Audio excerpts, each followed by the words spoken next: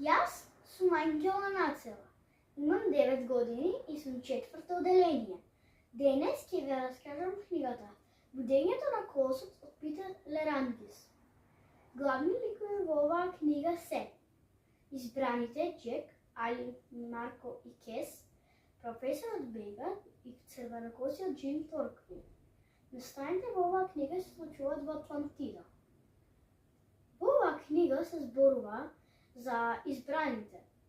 Избраните биле деца на кои им се појавувале две бели перчиња во косата во форма на буквата В на англиски. Тоа било символот на ламбадата. По некое време на тие деца им се случувале чудни несгоди и тие умирале. За среќа, тие успевале да ги спасат и така децата станувале избрани. Мојата омилена случка во оваа книга беше кога Джек се разбудил од џиновски тирекс. Тоа се случило така што Джек претходната вечер подготвил еден експеримент. Во вулканот за ерупција ја направил ерупцијата со блендерот за кафе од татко му, но тоа не им било дозволено, иако го направил.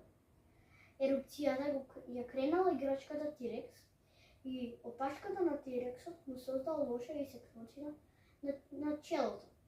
Тој забележал дека треба да ја исчисти. Откако ја исчистил, му се јавил на татко му. Татко му бил на службен пат и секоја утро морал да му се јавува на Джек, бидејќи Джек бил многу неуреден и татко му сакал да се сигури дека се е во ред.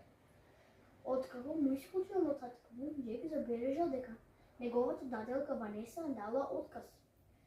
Тој морал да тргне со велосипед во училиште.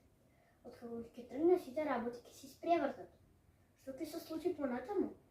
Зашто се испревртиле работите и зашто Ванеса дала отказ? Доколку сакате да знаете, прочитајте Будењето на колосот од Питер Лерантис.